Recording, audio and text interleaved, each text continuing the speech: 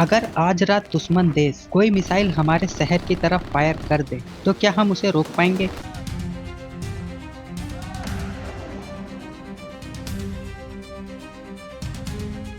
क्या हमारा देश उस हमले से खुद को बचा सकता है? इन सारे सवालों का उत्तर एक ही है, जी हाँ। जैसा कि हमने बीते कुछ दिन पहले इंडिया पाकिस्तान के वार में एयर डिफेंस सिस्टम को वर्क करते देखा।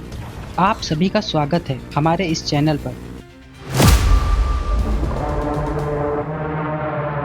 दोस्तों, आज हम बात करेंगे भारत के एयर डिफेंस सिस्टम के बारे में, S-400 से लेकर S-500 तक, और ये भी जानेंगे कि भारत को आने वाले खतरे को देखते हुए क्या क्या हथियार खरीदने चाहिए या खुद से ही डेवलप करने की जरूरत है। दोस्तों, हमारे पास मौजूद है S-400, रूस द्वारा बनाया गया एक बहुत ही ताकतवर एयर डिफेंस सिस्टम है। इसकी खासियत ये है कि ये एक साथ कई दुश्मनों को पहचान सकता है और उन्हें हवा में ही खत्म कर सकता है। इसकी मारक क्षमता 400 किलोमीटर तक है। एक साथ 80 से ज्यादा टारगेट पर नजर रख सकता है और दुश्मन के fighter jet, drone, cruise missile और यहाँ तक कि बैलिस्टिक मिसाइल को भी मार के गिरा सकता है। भारत ने रूस से 5 यूनिट S-400 खरीदी थी। अभी तक हमें 3 S-400 मिल चुके हैं और बाकी 2 आने वाले समय में मिल जाएंगे। इन्हें पंजाब, राजस्थान और नॉर्थ ईस्ट जैसे इलाकों में तैनात किया गया है, जहां से दुश्मन का खतरा सबसे ज्यादा होता है। S-500 S-400 का ही अगला और उससे भी ज्यादा आधुनिक वर्जन है।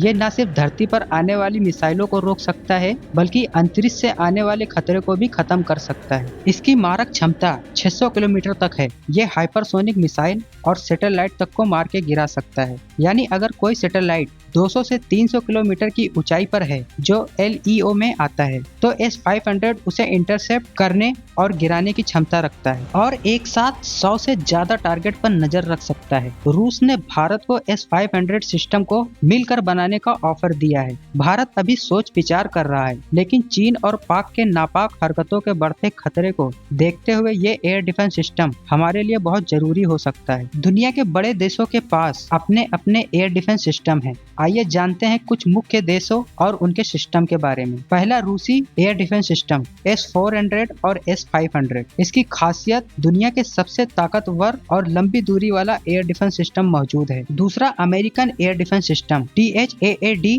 पैट्रियट। इसकी खासियत, बैलिस्टिक मिसाइल और हाइपरसोनिक हथियारों को रोकने की क्षमता दी गई है। तीसरा, Israeli air defence system iron dome David's sling arrow 3। इसकी खासियत, रॉकेट, ड्रोन और मिसाइल को बेहद सटीकता से गिराने में सक्षम है। चौथा, फ्रांस और Italy European union air defence system SAMPT। इसकी खासियत, नाटो देशों में इस्तेमाल होने वाला आधुनिक और तेज एयर डिफेंस सिस्टम है। पांचवा, चीन का air defence system HQ-9 S-400, रूस से लिया हुआ। इसकी खासियत, अपने बनाए एयर डिफेंस सिस्टम के साथ साथ रूस के आधुनिक एयर डिफेंस सिस्टम भी मौजूद है। हाँ, चीन के पास S-400 मिसाइल डिफेंस सिस्टम है। रूस ने 2014 में चीन के साथ एक समझौता किया था, जिसके तहत 6 बटालियन S-400 सिस्टम की आपूर्ति होनी थी। चीन को पहला S-400 रेजिमेंट 2018 में मिला और दूसरा 2019 में। अब सवाल उठता है कि जब चीन MTCR missile technology control regime का सदस्य नहीं है, तो उसे ये सिस्टम कैसे मिला? दरअसल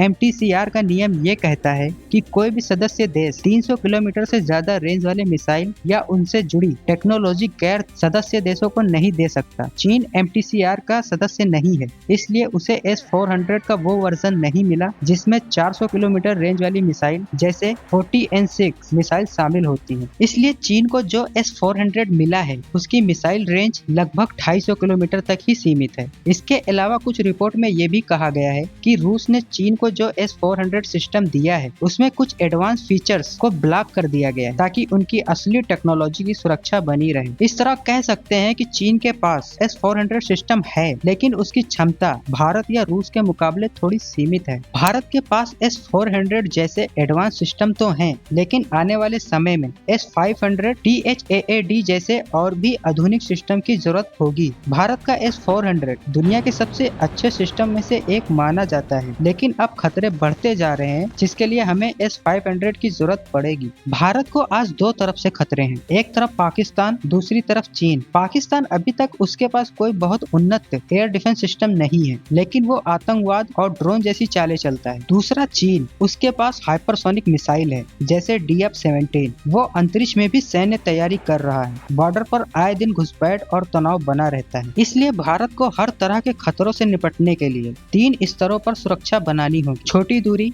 मध्यम दूरी और लंबी दूरी वाले एयर डिफेंस सिस्टम को तैनात करना होगा। अब सवाल है कि भारत को आगे किन हथियारों और टेक्नोलॉजी की जरूरत सबसे ज्यादा है। पहला S-500 जैसे सिस्टम या अमेरिकी THAAD, ताकि हम हाइपरसोनिक और स्पेस से आने वाले खतरों को रोक सकें। दूसरा लड़ाकू ड्रोन और एंटी ड्रोन सिस्टम चाहिए, क्योंकि पाकिस्तान और चीन ड्रोन से हमला हम पर कर सकते हैं। तीसरा आधुनिक फाइटर जेट्स और राफेल जैसे और जेट्स चाहिए। साथ ही स्वदेशी AMCA फाइटर को भी जल्द तैयार करना होगा। चौथा पनडुब्बी और एयरक्राफ्ट कैरियर भारत को और बढ़ाना होगा समुद्र में चीन का सामना करने के लिए। पांचवा साइबर और सैटेलाइट सुरक्षा। चीन के पास साइबर हमले की ताकत है, हमें उसका भी जवाब देने के लिए तैयार रहना होगा। छठा, हमें made in India defence system का निर्माण और तेजी से करना होगा, जैसे DRDO का प्रोजेक्ट कुसा, आकाश मिसाइल, ब्राक 8 आदि जैसे प्रोजेक्ट पर देश को जल्द ही काम करना होगा। अच्छी बात यह है कि भारत ने तैयारी शुरू कर दी। DRDO ने बैलिस्टिक मिसाइल डिफेंस सिस्टम का सफल परीक्षण किया है। आकाश मिसाइल अब दूसरे देशों को भी बेची जा रही है। INS विक्रांत जैसे एयरक्राफ्ट कैरियर बन चुके हैं। ब्रह्मोस मिसाइल का हाइपरसोनिक वर्जन ब्रह्मोस 2 तैयार किया जा रहा है। अब भारत आत्मनिर्भर बन रहा है, लेकिन अभी और तेजी लाने की जरूरत है। भारत की सेना दिन ब दिन ताकतवर हो रही है, लेकिन हमें अपनी सुरक्षा को हल्के में नहीं लेना चाहिए। अगर पाकिस्तान और चीन जैसे दुश्मन से निपटना है, तो हमें नई तकनीक,